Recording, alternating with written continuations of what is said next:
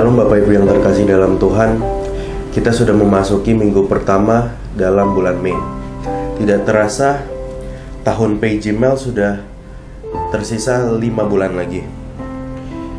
Kesempatan bagi kita untuk menabur benih di ladang Tuhan pada musim ini. Mari kita semakin giat berbuat baik dan hidup semakin taat kepada Tuhan kita Yesus. Mari kita satu dalam doa. Bapa Sorgawi yang kami sembah, dalam nama Tuhan Yesus, terima kasih buat kesempatan berkat pemeliharaan dan kehidupan yang Engkau telah berikan kepada kami dan keluarga kami. Di permulaan bulan ini, kami bawa hulu hilir hasil kerja dan berkat yang telah Engkau berikan bagi kami. Persembahan kasih, persembahan syukur, persembahan persepuluhan, dan persembahan nazar kami. Terimalah ya Tuhan, biar persembahan kami ini dapat dikelola bagi pekerjaan dan pemberitaan nama-Mu di muka bumi ini. Kembalikan kepada kami semua benih-benih yang terbaik dan lipat kali gandaan yang Tuhan, supaya kami bisa semakin hidup memberkati dan melipat kali gandakan taburan berkat di ladang-Mu. Kami terima kasih ya Tuhan, dan kami buka ibadah ini dalam nama-Mu yang kudus, dalam nama Tuhan Yesus. Sama-sama kita katakan amin.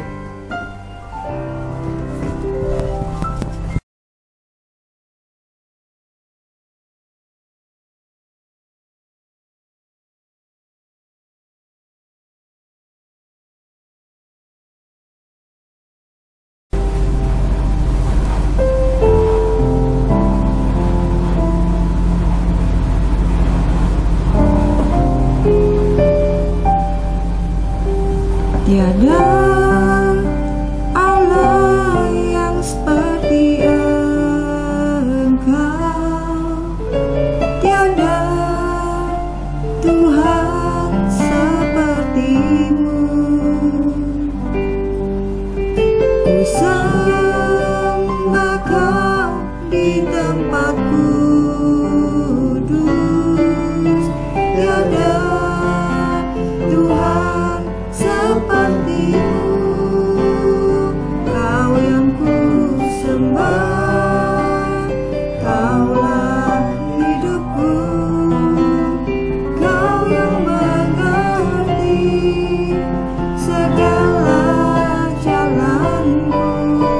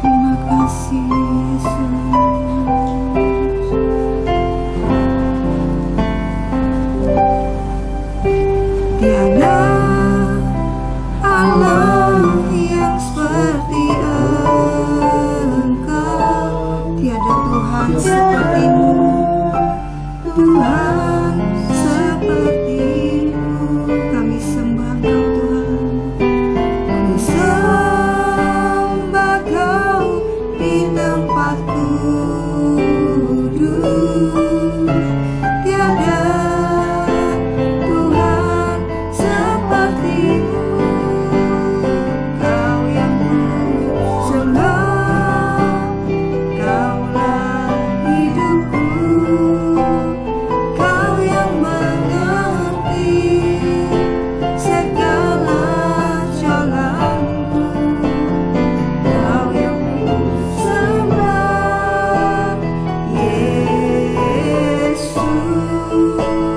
Ku serahkan hatiku demi nama-Mu, Kau yang ku sembah, Kaulah hidupku, Kau yang mengerti segala jalanku, Kau yang ku sembah, Yesus. Ku serahkan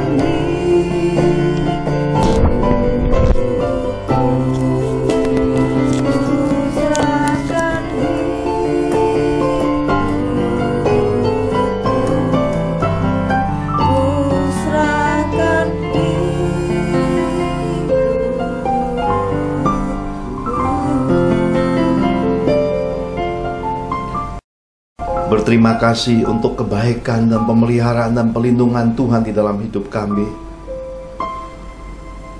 Sungguh Kau Bapa yang baik. Kasih-Mu nyata,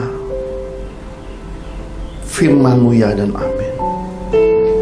Bapa, anugerahkan bagi kami semua roh hikmat, pengertian pengenalan yang benar akan Engkau, untuk memahami perintah-perintah-Mu, untuk memahami kehendak-Mu, untuk hidup di dalam kebenaran firman-Mu. Anugerahkan kasih-Mu bagi setiap kami dan berkati kami semua. Di dalam nama Tuhan Yesus Kristus kami telah berdoa dan mengucap syukur. Haleluya. Amin. Shalom Bapak Ibu terkasih di dalam Tuhan. Mari kembali kita melihat sebagai bagian ketiga, bagian terakhir dari pengertian pesan Tuhan yang saya terima dari Jawa Timur. Mari kita lihat kembali pesan yang disampaikan oleh Roh Kudus melalui Amos pasal yang kelima. Amos 5 ayat 4-6. Beginilah firman Tuhan. Sebab beginilah firman Tuhan kepada kaum Israel. Carilah aku, maka kamu akan hidup. Janganlah kamu mencari Betel, janganlah pergi ke Gilgal, dan janganlah menyeberang ke Beersheba. Sebab Gilgal pasti masuk ke dalam pembuangan dan Betel akan lenyap. Carilah Tuhan, maka kamu akan hidup. Supaya jangan Ia memasuki keturunan Yusuf bagaikan api yang memakannya habis dengan tidak ada yang memadamkan bagi Betel. Amin. Haleluya. Pada bagian yang ketiga ini kita belajar tentang jangan menyeberang ke Beersheba. Ini pesan Tuhan. Suatu kota yang dinamakan Beersheba. Ada apa di Beersheba? Sejarah Beersheba ini seperti apa yang dicatat kitab suci? Saya ambil beberapa bagian penting seperti yang diilhami Roh. Mari kita lihat pesan-pesan tentang sejarah kota Beersheba ini lebih dulu. Kejadian 21 ayat 27 sampai 34. Kejadian 21 ayat 27 sampai 34. Beginilah firman Tuhan. Lalu Abraham mengambil domba dan lembu dan memberikan semuanya itu kepada Abimelek. Kemudian kedua orang itu mengadakan perjanjian. Tetapi Abraham memisahkan 7 anak domba betina dari domba-domba itu. Lalu kata Abimelek kepada Abraham, "Untuk apakah ke-7 anak domba yang kau pisahkan ini?" Jawabnya, "Ke-7 anak domba ini harus kau terima dari tanganku untuk menjadi tanda bukti bagiku bahwa akulah yang menggali sumur ini." Sebab itu orang menyebutkan tempat itu Beersheba, karena kedua orang itu telah bersumpah di sana. Setelah mereka mengadakan perjanjian di Beersheba, pulanglah Abimelek beserta Pikol, panglima tentaranya, ke negeri orang Filistin. Lalu Abraham menanam sebatang pohon tamariska di Beersheba dan memanggil di sana nama Tuhan Allah yang kekal. Dan masih lama Abraham tinggal sebagai orang asing di negeri orang Filistin. Amin. Amin. Ternyata Beersheba ini letaknya tidak jauh dari negeri Filistin. Ternyata di Beersheba ini suatu kejadian menyangkut catatan sejarah kehidupan Abraham, bapak orang beriman. Yang pertama, di Beersheba ada perjanjian Abraham dengan Abimelek, orang Palestina. Raja orang Palestina ini membuat suatu perjanjian dengan Abraham. Nah, kita sudah belajar pada pesan terdahulu pada bagian kedua, jangan pergi ke Gilgal, tentang roh-roh Filistin yang membuat takut Saul, akhirnya membuat Saul melanggar ketaatan, berontak di hadapan Tuhan, melanggar ketentuan, mengambil pekerjaan daripada imam dan nabi, membuat Saul ditolak Tuhan. Di sini justru kita bisa menemukan di Beersheba, Abraham membuat perjanjian dengan orang Filistin ini. Suatu keadaan yang luar biasa. Kenapa? Karena orang Filistin ini tidak datang sendiri. Rajanya Abimelek ini tidak datang sendiri, dia bawa panglimanya, disertai dengan tentara yang besar. Dan Abraham buat perjanjian, dan perjanjian itu ditandai dengan 7 anak domba. Perjanjian 7 anak domba. Jadi ada sesuatu yang berkesan di sini. Dan sesudah perjanjian itu dikatakan Abraham menanam sebatang pohon tamariska, dan Abraham memanggil nama Tuhan. Ada suatu catatan sejarah yang kalau kita baca sekilas nampaknya ya begitu aja, tetapi ini ada sambungannya. Ada kejadian-kejadian berikutnya yang Tuhan pesankan tentang kota Beersheba ini yang mesti kita pahami. Dan ternyata Tuhan juga ingin kita tidak menyeberang ke sana. Ada apa? Tapi kita lihat lanjutannya lebih dulu. Mari kita lihat sambungan sejarah kota Beersheba ini. Kejadian 26 ayat 22 sampai 33. Kejadian 26 ayat 22 sampai 33, demikian firman Tuhan. Ia pindah dari situ dan menggali sumur yang lain lagi. Tetapi tentang sumur ini mereka tidak bertengkar. Sumur ini dinamainya Rehobot, dan ia berkata, "Sekarang Tuhan telah memberikan kelonggaran kepada kita, sehingga kita dapat beranak cucu di negeri ini." Dari situ ia pergi ke Beersheba. Lalu pada malam itu Tuhan menampakkan diri kepadanya serta berfirman, "Akulah Allah ayahmu Abraham, janganlah takut, sebab aku menyertai engkau. Aku akan memberkati engkau dan membuat banyak keturunanmu karena Abraham hambaku itu."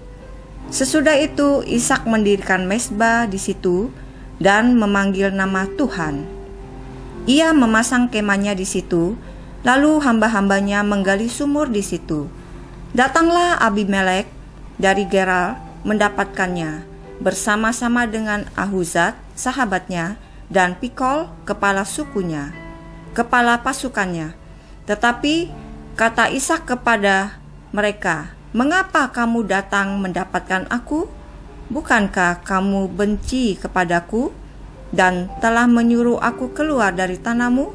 Jawab mereka, "Kami telah melihat sendiri bahwa Tuhan menyertai engkau.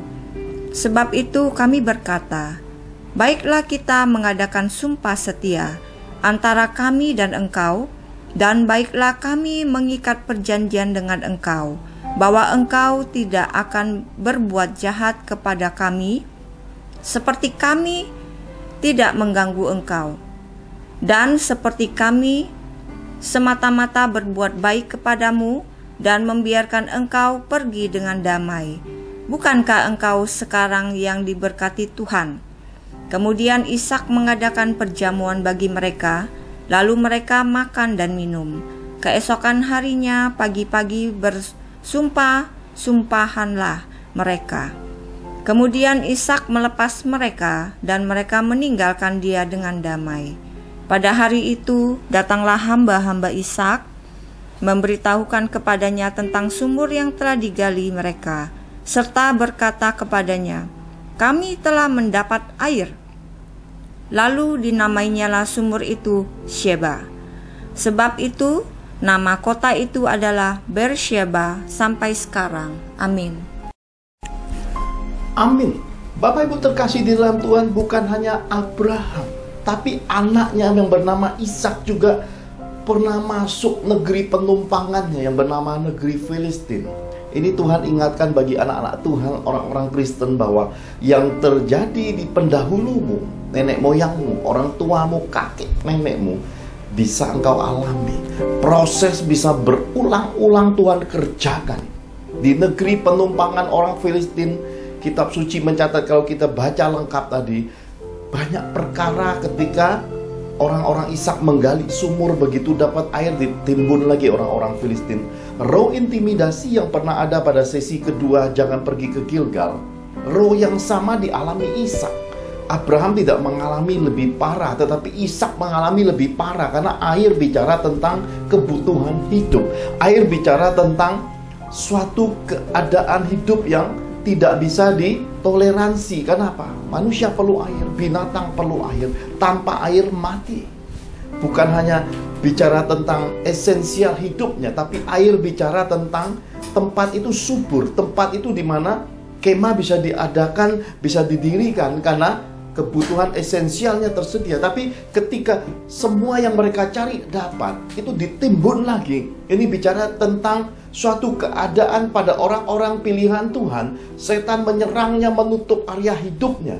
Ada banyak di antara kehidupan orang-orang percaya, orang-orang Kristen, orang-orang istimewa, orang-orang pilihan Tuhan, mengalami hal-hal yang tidak masuk akal, dan bahkan melebihi banyak orang Kristen lainnya.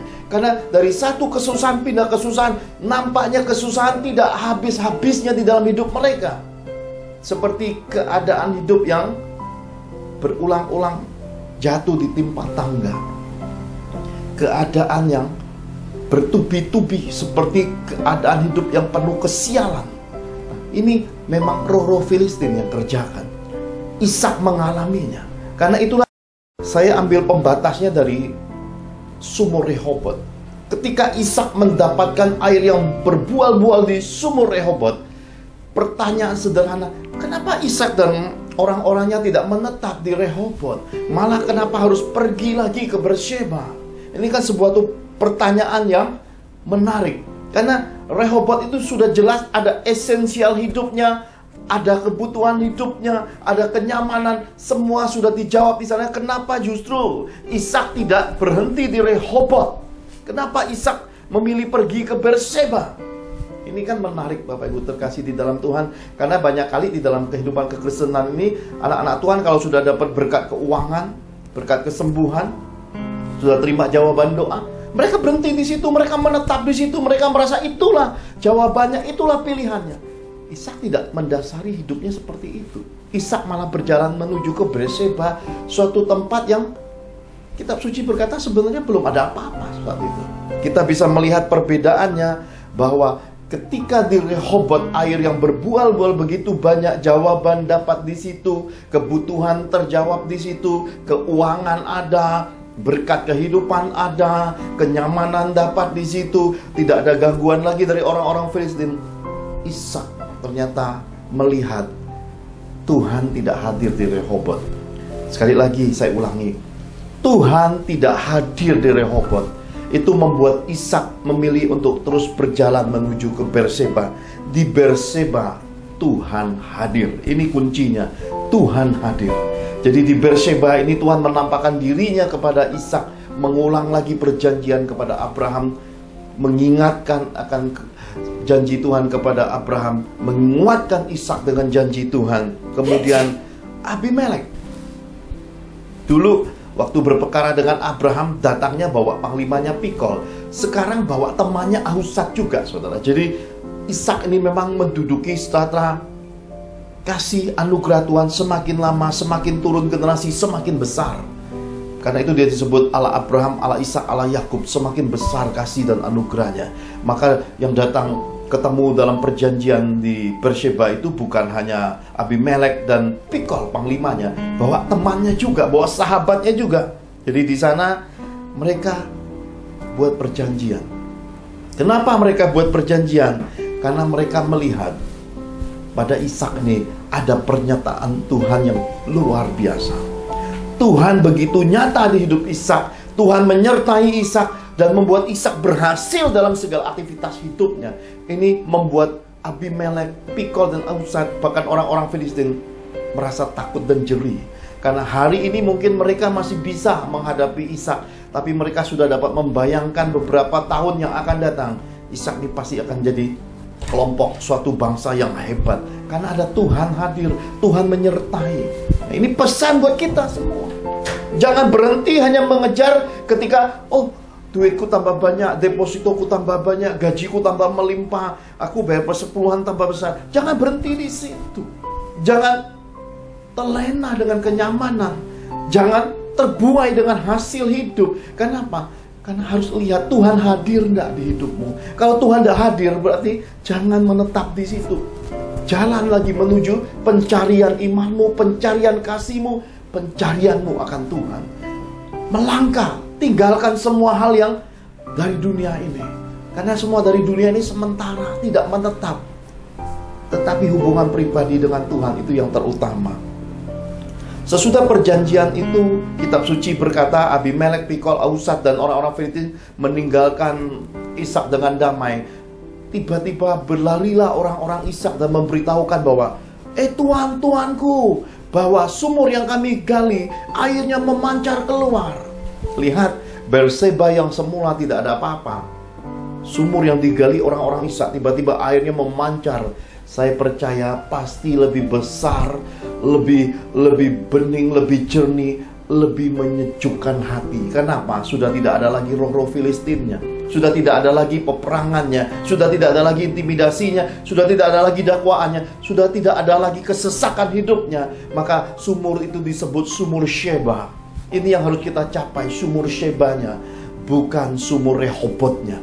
Kenapa? Karena di sumur Rehobot Tuhan tidak hadir, sedangkan di Sheba Tuhan lebih dulu hadir, baru berkat dialirkan. Ini yang harus kita pahami. Capai Tuhan lebih dulu, baru berkatnya. Jangan terbalik, berkatnya baru kelupaan Tuhannya. Kita capai Tuhan, baru Tuhan alirkan berkatnya. Dengan demikian kehidupan jadi berbeda. Nah, saudara-saudara terkasih, kita bisa melihat suatu keadaan yang sudah ditransformasi.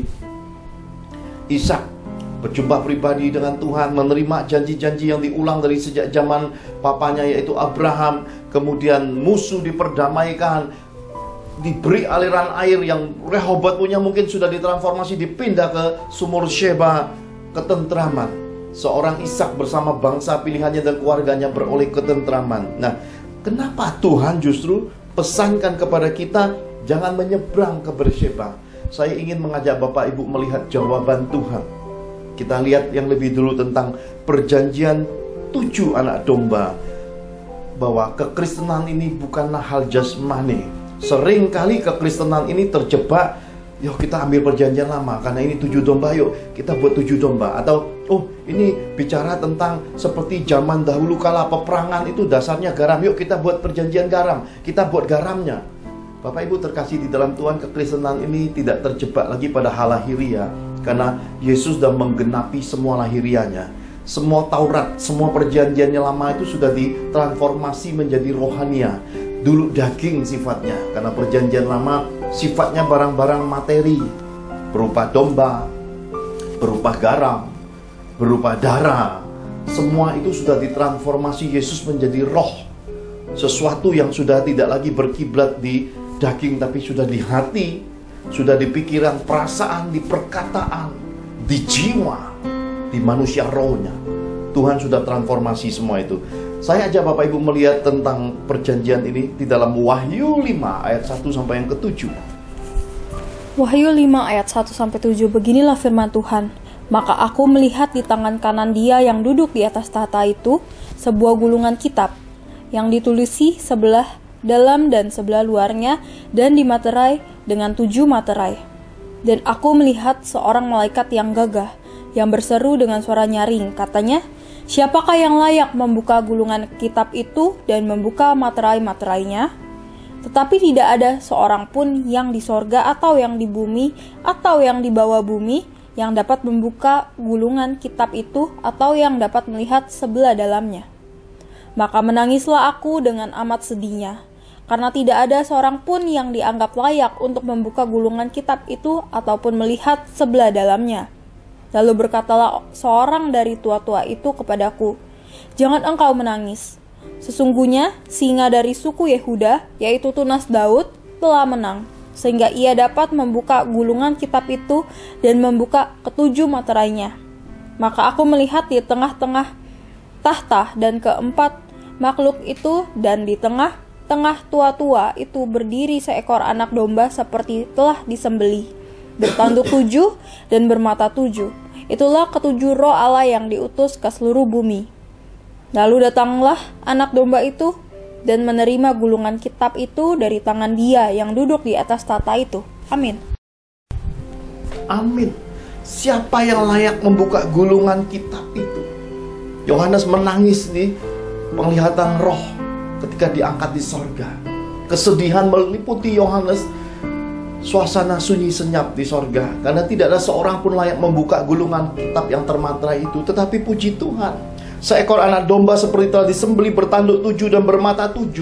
Itulah ketujuh roh Allah yang diutus ke seluruh bumi. Tanduknya 7, matanya 7.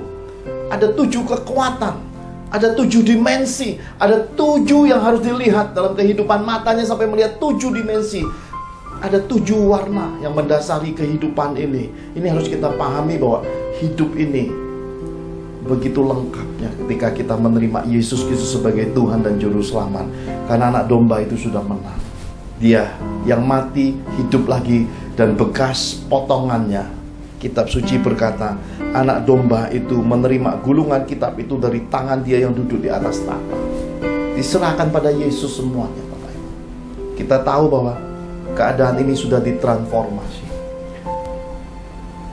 7 perjanjian Abraham dengan Abimelek, 7 domba itu diulangi oleh Ishak di tempat yang sama. Ternyata di situ ada 7 kekuatan. Di situ ada 7 mata. 7 kekuatan bicara tentang penyertaan Tuhan. Abimelek pikol, bahkan Abimelek ausat untuk ketemu Ishak, karena melihat Ishak disertai Tuhan. Ada 7 kekuatan besar menyertai seorang Ishak di tempat yang sama di Berseba, di mana 7 anak domba perjanjian itu pernah diadakan antara Abraham dengan Abimelek. Dan di situ ada 7 mata, ada 7 berkat kehidupan yang dibuka Tuhan. Maka kita bisa melihat Berseba yang tidak ada apa-apanya, Rehobot yang lebih dulu memancar, di sana tidak ada Tuhan, tapi Ishak memilih Tuhan. Apa yang tidak nampak, apa yang tidak terdengar, tapi dia percaya hal utama adalah menemukan Tuhan. Menemukan Tuhan, maka semua berkat kehidupan akan dibuka Tuhan, karena Dia sumber berkat. Ini kuncinya. Yesus Kristus sumber berkat. Ini kuncinya, bahwa hidup harus lebih dulu ada Tuhannya. Kalau tidak ada Tuhannya, nggak ada gunanya anak-anak kita pilih istri, wah cakep-cakep ya, pilih suami wanteng-wanteng. Kalau nggak ada Tuhannya, ya hitungan waktu juga akan bercerai, jatuh selingkuh, hancur rumah tangganya. Karena itu anak-anak kita harus mendasari hidupnya ada Tuhannya. Tidak ada gunanya mulai bisnis ketika pakai kekuatan. Sekejap kena krisis, sekejap kena resesi, sekejap kena pandemi, kolab, bangkrut. Kalau ada Tuhannya, semua berbeda. Karena itu carilah kerajaan Allah dan kebenarannya, semua akan ditambah-tambahkan bagimu. Maka sesudah perjanjian damai antara Ishak Abimelek, Abimelek pergi, berkat terbuka. Lihat, ketika musuh-musuh diperdamaikan, ini tanda orang akan diberkati. Tuhan memperdamaikan engkau dengan musuh-musuhmu. Itu tanda berkat-berkat Tuhan akan terbuka lebar di hidupmu, di rumpun keluargamu, di masa depanmu. Ini tanda dari Tuhan. Karena tempat yang pernah diinjak itu mungkin akan 2-3 kali Tuhan buat kembali lagi di tempat yang sama, untuk menyatakan 7 mata, 7 berkat yang akan Tuhan buka dalam hidupmu. Jadi Bapak Ibu terkasih di dalam Tuhan, jangan merasa jerih di ladang Tuhan. Jangan merasa lelah, putus asa di dalam pekerjaan Tuhan. Jangan bersungut-sungut ketika menghadapi kesulitan hidup di dalam kehidupan beriman ini. Teguh dan tetap, karena terkadang masa kesusahan itu sisa sedikit waktu lagi sebelum segala sesuatu Tuhan genapi di dalam hidupmu, Bapak Ibu. Kita bisa melihat keindahan yang luar biasa seperti itu. Kenapa? Karena anak domba Allah sudah pegang semua. Yesus Kristus sudah ambil semuanya, dan anak-anaknya akan diberinya kepercayaan untuk mengelola semua yang Dia punya. Haleluya. Nah, Bapak Ibu, yang kedua yang bisa kita tangkap, jangan pergi ke Berseba sesudah tadi, bahwa mari kita harus belajar untuk ditransformasi.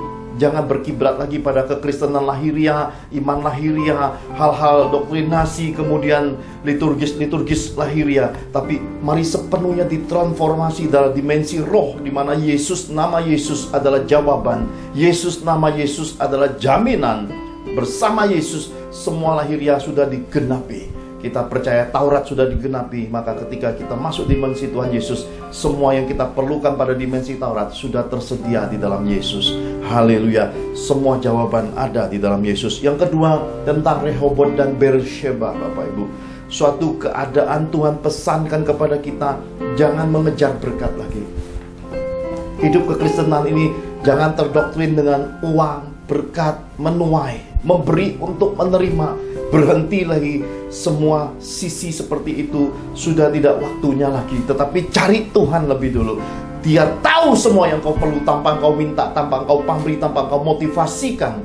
Tuhan inginkan engkau punya kemurnian hati. Sebab ketika engkau segenap hati mengasihi Tuhan, segenap hati mencintai Tuhan, mencari Tuhan, Tuhan yang akan menyediakan semua yang kau perlu. Dalam tidurmu Dia akan memberkati, bahkan memberkati melebihi yang kau perlu. Ini janji Tuhan. Karena itu kita bisa melihat kata aslinya. Rehovot itu di dalam bahasa Ibrani-nya artinya Rehovot. Rehovot artinya tempat yang luas. Hari ini Tuhan pesankan, jangan mencari tempat yang luas. Jangan cari gedung-gedung lagi tentang gereja. Jangan cari kumpulan-kumpulan yang ramai lagi. Tetapi carilah Tuhan secara pribadi di tempat tersembunyi. Cari Tuhan. Pengenalan Tuhan ini penting. Tidak guna punya tempat yang besar di tengah kumpulan besar, gedung besar, mewah, kalau engkau tidak pernah merasakan kehadiran Tuhan di hidupmu. Kalau engkau tidak tahu bahwa Tuhan hadir pribadi di dalam hidupmu, dan engkau tidak tahu pasti apakah engkau dikenal Tuhan, atau satu pilihan jawaban yang lebih mengerikan dari sebuah pertanyaan rohani, kalau mati hari ini masuk surga atau tidak. Ini kan suatu dimensi yang harus kita siap sedia di akhir zaman ini. Karena tidak tahu siapa duluan pulang ke sorga. Ya kalau pulang ke sorga, tapi kalau pulang ke neraka gimana Bapak? Masuk sorga itu pribadi, tapi masuk neraka itu rombongan, gerombolan, dan rantai absintus mengikat orang-orang bergerombolan masuk neraka. Mari belajar hari ini, jangan ke Rehobot lagi. Belajar untuk pribadi, melihat segala sesuatu menurut iman dan firman. Hidup jadi pelaku firman yang murni. Tidak pusingkan dengan pertengkaran, perdebatan, doktrin-doktrin di balik penafsiran hamba-hamba Tuhan. Fokus kerjakan apa yang diperintahkan kitab suci, dan lihat buahnya pada hidupmu, pada keluargamu. Kalau itu berbuah, kerjakan. Sebab Tuhan mengasihi orang-orang tersembunyi, orang-orang yang lonely dengan Dia, orang-orang yang pribadi, yang bergaul karib dengan Dia. Yang kedua dikatakan tentang Beersheba. Beersheba di dalam bahasa Ibrani-nya artinya Beersheva. Beersheva itu artinya sumur sumpah. Jadi kita ini ketika kita bertobat, kita punya kasih mula-mula. Ada banyak di antara kita ini kadang-kadang tidak sadar teledor ngucapin nazar. Banyak anak-anak Tuhan gampang ngucapin kata-kata, tapi kata-katanya itu mereka tidak penuhi hingga jadi hutang roh. Hutang itu kebawa sampai garis keturunan. Harus dibereskan di hadapan Tuhan. Jagai komitmen, jangan langgar komitmen. Ini Tuhan pesankan. Jangan sampai hal-hal rohani engkau anggap biasa. Jangan sampai engkau jadi congkak tanpa kau sadari. Kenapa? Hal-hal yang kudus dari Tuhan, nazar, komitmen, persembahan, hal-hal yang disebut dengan hal-hal yang ritual, hal-hal yang datang dari roh, nubuatan, karunia, mukjizat, kesembuhan, jangan sembarang dinilai dan dihakimi. Kerjakan. Dan kalau itu ada pada saudara-saudara seimanmu, hargai itu. Tidak usah ikut campur. Yang baik engkau kerjakan, yang tidak baik pisahkan dirimu, tidak usah komentari. Dengan demikian kau tidak melanggar kekudusan Tuhan, kau tidak jadi hakim. Kau tidak menghakimi sesamamu. Dengan demikian engkau kedapatan bijaksana di hadapan Tuhan. Ini Tuhan ingatkan, supaya kita juga jangan jatuh ke dalam Beersheba, karena belum ada apa-apa di sana. Kemudian kita bersungut-sungut karena lihat tidak ada apa-apa. Sabar menunggu waktu Tuhan. Jangan terburu-buru. Jangan ingin segera kaya, kemudian jangan main drama-drama di balik dirimu. Manusia roh itu yang dicari Tuhan, yang dilihat Tuhan. Dirimu sendiri ukuran takaran iman, dirimu sendiri takaran kebenaran sebenarnya. Tidak usah ambil cap cip cup, ambil orang, alasanin orang. Karena Tuhan melihat kebenaran pada diri seseorang itu lebih utama. Karena setiap orang diganjar menurut perbuatannya masing-masing, bukan menurut apa yang direferensikan, banyak kenal hamba Tuhan, banyak terima doktrin hamba Tuhan. Tidak seperti itu.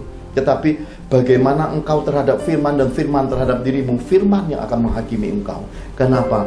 Karena hidup itu takaran perbuatannya adalah firman yang menjadi parameternya. Karena itu mari pahami firman, baca firman, renungkan firman, dan kerjakan firman. Dengan demikian kita tahu bahwa hidup ini punya gedung, harta, bangunan, aset yang banyak, gak guna kalau Tuhan tidak hadir di hidupmu. Kita juga tahu bahwa di dalam kehidupan ini, dengan punya pengetahuan yang besar, nama yang hebat, kuantitas yang luar biasa di balik pelayanan, gedung yang banyak, juga gak manfaat kalau Tuhan tidak mengenal engkau. Bukankah ada tertulis pesannya, nyala kamu pembuat kejahatan? Kuncinya adalah hubungan pribadi dengan Tuhan, dikenal dan mengenal Tuhan. Ini paling penting di dalam kekristenan ini. Kalau kita terjebak tidak masuki dimensi kemurnian kekristenan ini, kesia-siaan hidup di bumi, padahal sudah punya Tuhan. Jadi kita harus memahami pentingnya dikenal dan mengenal Tuhan. Kemudian komitmen dasar itu jaga, dan apa yang kita jagai itu bukan untuk kita, tapi ternyata dikenal dan mengenal Tuhan itu dapat diwariskan turun-temurun bagi anak cucumu. Jadi ketika engkau buat dosa, kutuk itu turun-temurun. Tapi ketika engkau jadi berkat, engkau diberkati, engkau dikasihi Tuhan, berkatnya turun-temurun bagi anak cucumu. Orang yang mengasihi hidupnya, orang yang mengasihi Tuhan akan memperhatikan garis keturunannya dengan menjaga hidupnya, dengan jalan hidup seturut firman Tuhan secara murni. Haleluya. Nah, Bapak Ibu, yang ketiga, Abraham menanam pohon tamariska, satu pohon di padang gurun. Hari ini banyak di antara kita sudah melakukan banyak sekali hal di dalam kekristenan ini. Yang menjadi pertanyaan adalah, apakah yang kita buat itu bertahan di padang gurun? Apakah yang kita buat itu di tengah kesusahan hidup kita, di tengah kesusahan pandemik, di tengah kesusahan krisis dunia, resesi dunia, apakah semua yang kita semaikan itu berbuah kembali dalam hidup kita? Apakah kita semakin diberkati Tuhan di tengah kesulitan dunia ini? Itu adalah hal yang harus kita kaji dan uji. Kenapa? Karena banyak kali ketika orang membangun sesuatu di dalam kekristenannya dengan kayu, dengan ilalang, dengan hal-hal yang rapuh, ketika hari Tuhan tiba, api itu datang membakar, hangus, tidak ada yang tersedia. Tapi kalau mereka membangunnya murni di dalam fondasi Kristus, semakin dibakar, semakin berkualitas. Semakin datang kesusahan, semakin nampak Tuhan hadir dalam hidup mereka. Tuhan menyertai, Tuhan memelihara, Tuhan melindungi, bahkan Tuhan memberkati hidup mereka. Bahkan hanya mereka, anak cucu mereka perkasa di muka bumi. Ini firman Tuhan, ini janji Tuhan, dan ini terbukti di dalam kekristenan ini. Hidup orang yang mengenal dan dikenal Tuhan, yang hidup berkenan pada Tuhan, rumpun garis keturunannya, hidupnya perkasa di muka bumi. Nah, Bapak Ibu terkasih di dalam Tuhan, sebagai bagian penutup, mari kita lihat pesan terakhir, Amos 4 ayat 4 dan 5. Amos 4 ayat 4-5, demikian firman Tuhan. Datanglah ke Betel dan lakukanlah perbuatan jahat, ke Gilgal dan perhebatlah perbuatan jahat. Bawalah korban sembelihanmu pada waktu pagi, dan persembahan persepuluhanmu pada hari yang ketiga. Bakarlah korban syukur dan roti yang beragi, dan maklumkanlah persembahan-persembahan sukarela. Siarkanlah itu, sebab bukankah yang demikian kamu sukai, hai orang Israel? Demikianlah firman Tuhan Allah. Amin. Amin. Bapak Ibu terkasih di dalam Tuhan, ini firman kalau kita baca nampak biasa, tapi kalau kita baca pada dimensi pernyataan Nabi, ini adalah bahasanya bahasa sinis, sindiran, ya. Sinis cemburu Tuhan, sindiran rohani. Datanglah ke Betel, lakukanlah perbuatan jahat ke Gilgal, dan perhebatlah perbuatan jahat, ya. Ini suatu bahasa sindiran yang menyatakan bahwa kamu saleh, tidak guna semua kesalehanmu karena hidupmu jahat. Dengan kejahatanmu, semua ritual rohanimu tidak manfaat. Jadi saya tengahi, ya. Saya tengahi sesuai dengan apa yang Roh Kudus nyatakan kepada saya. Bayar persepuluhan, boleh bayar, ya. Itu pilihanmu. Tidak mau bayar persepuluhan, tidak usah bayar. Itu pilihanmu. Loh kok gitu Pak Johan? Ini kan bahasa Nabi. Mau bayar silakan, nggak mau bayar silakan. Bahkan di sini ada korban syukur, roti yang beragi, ya. Kemudian persembahan sukarela, ada persembahan waktu pagi, ada korban sembelihan, ada persembahan yang begitu banyak korban. Ini orang saleh yang luar biasa. Tetap aja ketika kita baca perikopnya dikatakan ibadah orang Israel adalah ibadah jahat. Kenapa? Karena Tuhan melihat bukan persembahannya, tetapi orang yang menyembahnya, pribadinya yang dilihat. Jadi bukan urusan bayar persepuluhan, tidak bayar persepuluhannya, kuncinya dirimu sendiri. Ya. Orang takut Tuhan akan hati-hati sekali. Orang takut Tuhan akan seperti pohon tamariska ditaruh di padang gurun, itu dikaji, diteliti, dipahami tumbuh apa enggak. Kalau enggak, buat apa dicatat Abraham nanam tamariska di Beersheba? Karena segala sesuatu harus mencapai kegenapan pada masa Tuhan Yesus. Maka ketika dia berjalan, meskipun pohon itu penuh dengan daun, rindang nyaman, kalau nggak ada buahnya nggak manfaat. Sia-sia, kata Tuhan Yesus. Kenapa? Besok kamu nggak layak hidup lagi, kering sekejap. Karena kalau dalam hadikan Tuhan, hidup kekristenanmu nggak berbuah, sekejap habis. Ada banyak orang subur hidupnya, depositonya banyak, uangnya banyak, nyaman, ya. Ngomong Tuhan seakan-akan tidak ada takutnya, dan dia tidak sadar langgar kekudusan nama Tuhan. Dan ketika disentil Tuhan, besok langsung keok, penyakitan, bengek, duit habis, mati, sengsara. Demikian orang yang takut akan Tuhan saja hampir-hampir tidak bisa diselamatkan. Orang benar saja hampir-hampir tidak selamat. Jadi hidup ini harus hati-hati sekali. Hidup sebagai orang benar saja, kita harus selalu menjaga hidup. Kenapa? Karena dunia ini kan penguasa, kegelapan semua yang punya otoritas. Hanya kita yang hidup di bumi ini, terang-terang yang mewakili Tuhan.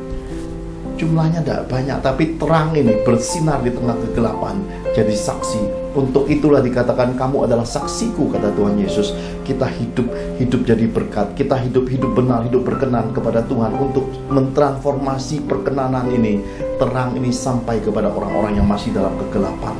Menyadari semua ini, kita akan menyadari diri kita lebih dulu, menang atas diri kita, selesai atas diri kita, baru kita bisa peduli dan kita bisa melihat betapa mengerikannya hidup dalam kegelapan, yang hari ini banyak orang masih hidup di dalam kegelapan itu. Dengan demikian, semua apa yang diajarkan oleh Daud kepada Salomo, seperti anak-anak saya ajarkan tentang kehidupan.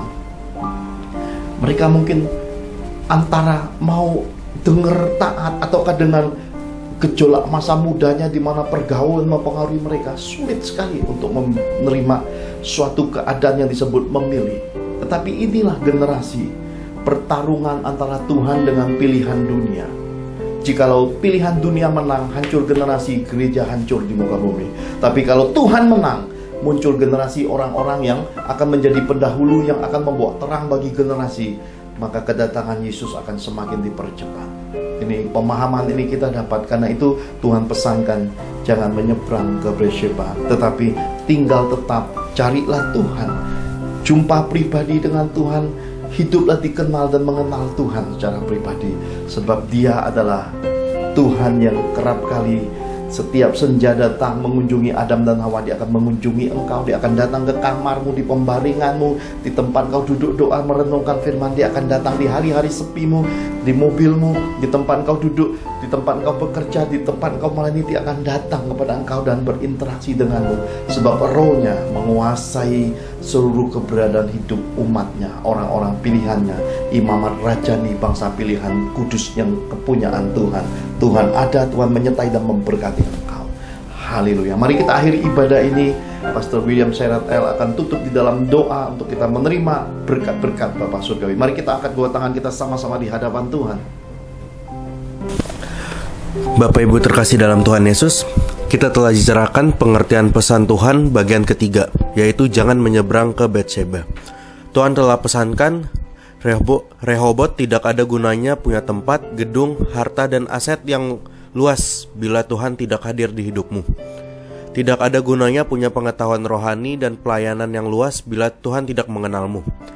Tuhan ingatkan bahwa komitmen iman dan nazarmu harus dijaga, sebab penyertaan dan perjanjian Tuhan dapat diwariskan turun-temurun ke garis anak cucumu.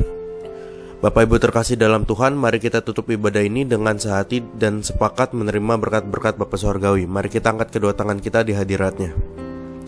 Dalam nama Tuhan Yesus Kristus, terbukalah tingkap-tingkap langit, semua taburan benih dan ketaatan hidup kita beroleh kegenapan firman-Nya. Kita menabur dan menuai, kita dipeliharanya, kita dibelanya, kita disertainya, dan kita diberkatinya. Maka tercurahlah berkat Bapa Surgawi, engkau akan terus naik dan tidak menjadi turun. Engkau akan menjadi kepala dan bukan ekor. Adonanmu, lumbung-lumbungmu, rekening bank, dan kas keuanganmu diisi Tuhan penuh. Berkat bangsa-bangsa pun masuk dalam kapasitas hidupmu. Diberkatilah keluargamu, diberkatilah karir bisnismu, diberkatilah studimu, diberkatilah pelayananmu. Dalam anugerah Tuhan Yesus, maka engkau beserta keluargamu akan menerima kasih karunia, kesehatan, keberuntungan, berkat 5 roti 2 ikan, pelipat kali gandaan berkat, jawaban doa, berkat terobosan ekonomi, dan mujizat-mujizatnya yang ajaib. Dalam Roh Kudus, maka engkau beserta keluargamu termaterai hidup di bumi seperti di sorga.